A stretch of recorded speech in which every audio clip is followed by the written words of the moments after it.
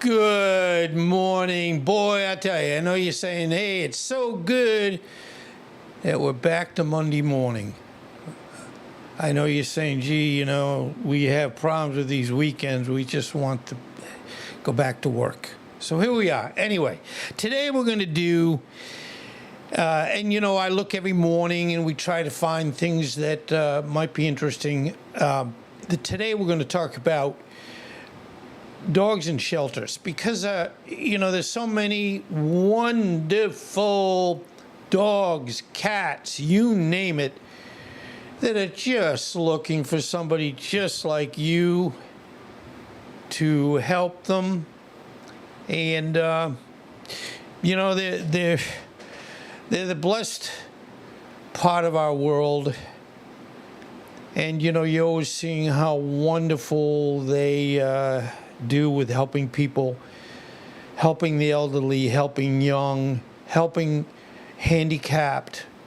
I mean, it's amazing what they can do to make somebody that's handicapped comfortable and live a much better life. So let's talk a little bit about these wonderful animals. And I know I do a lot of dogs, but I love them all. In fact, I'm a little behind on doing things with horses. So for those that like horses, don't feel that they're not loved. So anyway, let's get going here. Good morning. For many dogs in shelters, daily life is a mix of routine, uncertainty, and hope. In the morning, I'll be honest with you, when I pulled this off of AI, I'm like, this sounds like somebody in prison. And their daily activities, morning, noon, lunch, dinner, whatever, it really is very interesting. And we want to have it where we can get these, they're not prisons. The people are wonderful that work there. Don't get me wrong, they're doing the very best. But what happens is there are just too many animals that just don't have a home, that need a home. And I get it. I would have them all if I could. All right, in the morning, from 5:30 to 7, the start of the day. Wakey, wakey. That's something from when I was 15 years old. I went to Canada, HMS Cornwallis. It's a Canadian boot camp. They would come in at 5 o'clock, 5:30, doing what we call a boatswain's pipe, which is just a high-pitched device that people use to kind of get someone's attention, Navy, basically, personnel. And they'd be going through, blowing the boatswain's pipe, but also yelling, wakey, wakey. Boy, I tell you, we were real happy about that. I'll tell you. Good morning. We were really happy. The shelter comes to life as staff and volunteers arrive, lights flicker on, the dogs stir in their kennels, greeting the day with wagging tails, whines, and the occasional bark. And they're saying to themselves, I hope that today is the day that my special person or persons comes and says, hey, I'm going to take you home. Anyway, metal food bowls clatter as staff delivers meals for the dogs. This is an exciting moment. They wag their tails furiously as kibble is poured into their bowls. Some eat eagerly, while others may pick at their food, stressed by the unfamiliar environment. I don't think any dog, it's like with anything, we can almost get used to everything. But it's just, especially if you're a new resident, it's not going to be fun. So then they do morning cleanup while the dogs eat, staff clean the kennels, bedding is replaced, messes are scrubbed, and water bowls are refreshed for some dogs. This is a chance to stretch their legs during quick potty breaks or short walks. Now, what we're going to do is I elicited a dog that's in a pound, and you're going to get a little message. So here we go. You ready? Good morning. This is Ringo, and I am a dog in the shelter. And I'm playing songs with my little guitar to try to get somebody that will say, hey, I'm going to take Ringo home for his forever life.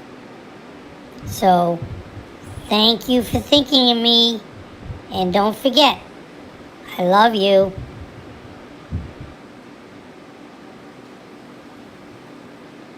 Well, thank you for that message. And also, DDHHJ, welcome. Thank you. And thank you for the like. I really appreciate it. You know I'm not going to save the world. I'm not going to save all the poor animals that do not have a home. But, we try every day to ensure that people are aware of the situation. And if they can find it in their hearts to take one of our wonderful animals home, they would appreciate it big time. They'll even sing you a song. So 8 a.m. to 11 a.m., it's interaction and care, health checks. Veterinarians or shelter staff may perform checkups, ensuring each dog is healthy and addressing any medical needs. This might involve vaccines, medication, or simply monitoring their condition. Now, my hat's off an appreciation demonstration to those that work in these shelters, and even the special people that volunteer. And I often use, when somebody says they're retiring and they're not going to do anything, I say, first of all, do something that you've always wanted to do. And if you don't know what to do, go volunteer in a shelter. And it isn't even where you'd say, well, yeah, I don't have time to work 5 days a week. Well, you don't. A couple hours here, a couple hours there. It's appreciated. Okay, then the animals go into what we call playtime or socialization. Boy, if this doesn't sound like a prison. Many shelters prioritize giving dogs time to play and socialize.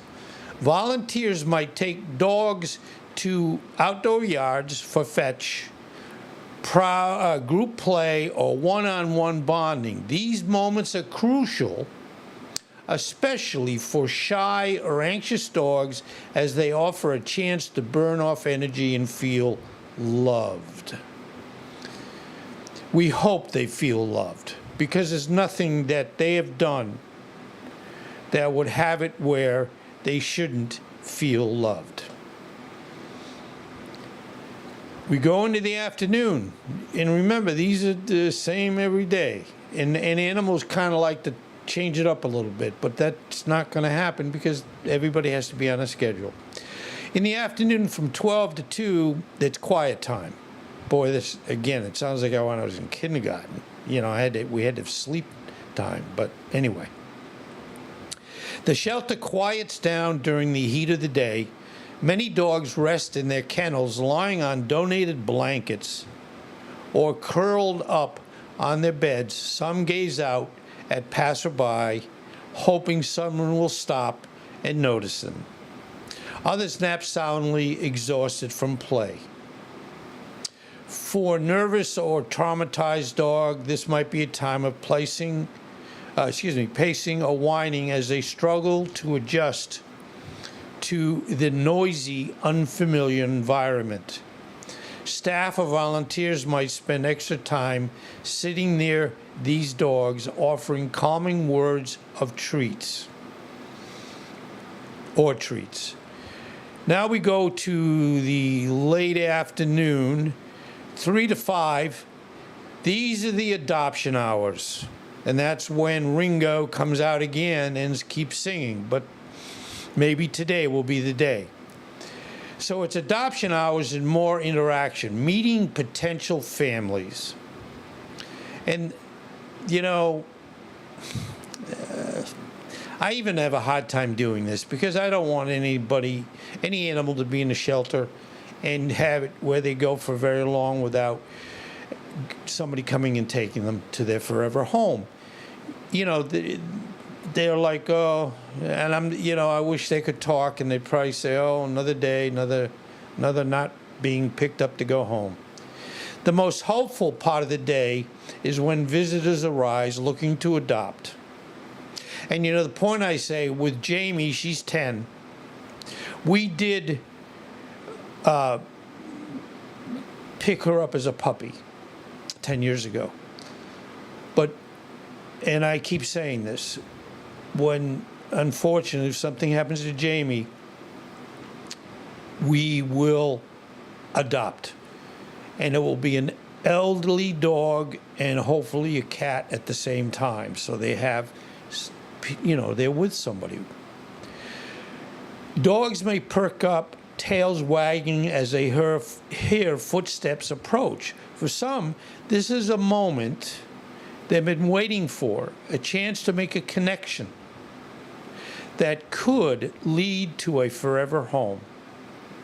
Volunteers might guide families to meet dogs in playrooms or outdoor areas. Shy dogs may be gently coaxed to interact, while outgoing dogs might bound up, eager to make friends. The sad point is if a dog is a little aggressive, I don't mean in a negative way, they're first in line. And those that are wonderful, they might be, in the background, and no one gets to know them. Now, again, I keep saying, God bless to those working there. They, know the animals very well.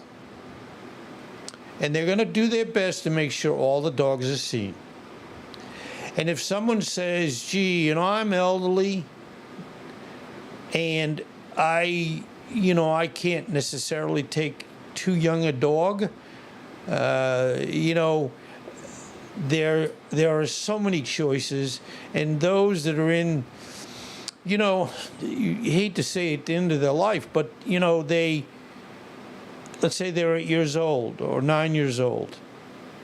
You take them home, you've given them a new lease on life. You have probably extended their lifetime. Because as much as, the shelters do a wonderful job, they take care of the dogs and make sure they're well, they have care when they need it, they have food, how many ever times, 2 to 3 times a day. But as you know, and they love them all and they take good care of them. But the animal is missing something. They know it. They know it. And unfortunately what happens in some cases when these animals get into the shelters, they either got lost or there's an elderly couple or person that just unfortunately says, and I get it, I'm too old to take good care of my animal. I don't know. It'd be a long day and a long night if I ever got to a point where I'm saying, I'm too old to take care of my animal. I would honestly feel if that was what happened or was happening, that I would say it's time for me to leave, if you know what I'm trying to say. Okay, for those not chosen, the wait continues. In the evening, 6 to 8 p.m., dinner and wind down. At dinner time, the dogs receive their second meal of the day. The clinking of bowls signals an end to the busy hours. Afterward, many settle down with full bellies, relaxing in the dimming shelter lights. Some have evening walks or they play. Some shelters provide another round of walks or enrichment before closing for the night. Staff and volunteers do their best to make sure each dog feels cared for before bedtime. Now, I've said we've had Jamie for 10 years. In 10 years, she's never been at a dog shelter for, let's say we're going away a week, no. She's never been there. Have we spoken about it? Well, we might have. But we have done things in my life that have it where we can take our animals. Let's say you have an RV. The one point of having an RV, we don't. Now, I've had them in the past. But it is also so you can take your animals with you. Because you're moving a home. And they're with you. So they're going to do okay.